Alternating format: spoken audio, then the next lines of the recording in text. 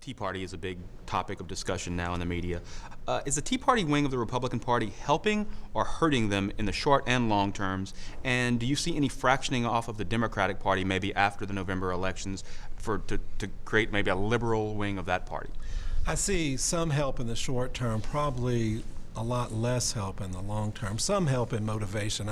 You read polls right now.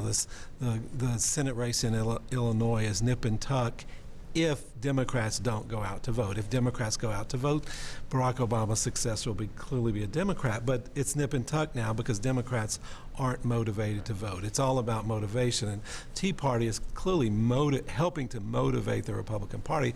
The downside, though, is the Tea Party motivates the Republican Party in ways that a lot of mainstream Republicans don't like. You can see some very concrete examples. Delaware was going to be a sure switch from Democrat to Republican. Republicans had a moderate candidate that was going to win in Delaware. Kentucky, a state that's voted very Republican in the last several cycles, you would certainly think a Republican would win in this very Republican cycle. The Tea Party supported a candidate in Rand Paul that all of a sudden that's a race that Republicans are worried about. It's a 50-50 race. So there are a few isolated instances where Republicans have clearly hurt themselves by the Tea Party being there. But in an election like this, where a midterm election, so much depends on turnout.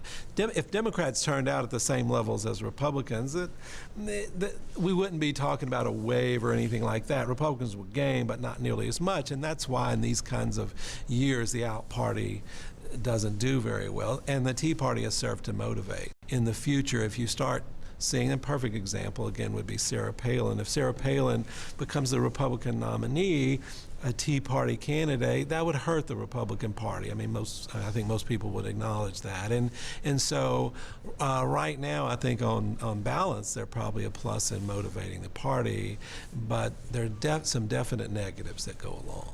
And Bob, what would you tell a candidate if there was a tape that surfaced and the candidate was proclaiming to have been a witch at one point? How would you combat that?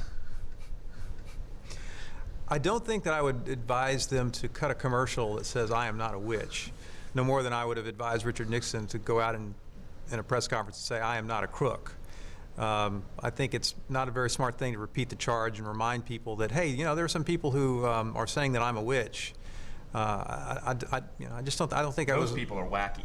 Yeah, exactly. and then to follow it up by saying I'm one of you, because we've all dabbled in witchcraft.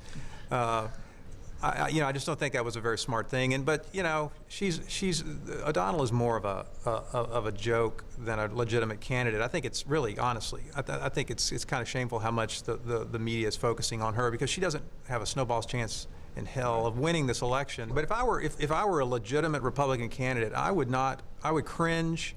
I would want the media to ignore that woman as much as possible, because to the extent that she characterizes what the Tea Party is about, it's not good for Republicans across the country. Well, and a great example, if Republicans have a stronger than expected, people are expecting a strong November 2nd, but if even stronger than expected and win a lot of these really close Senate races, she might be the reason they don't capture the Senate if it's down to one race.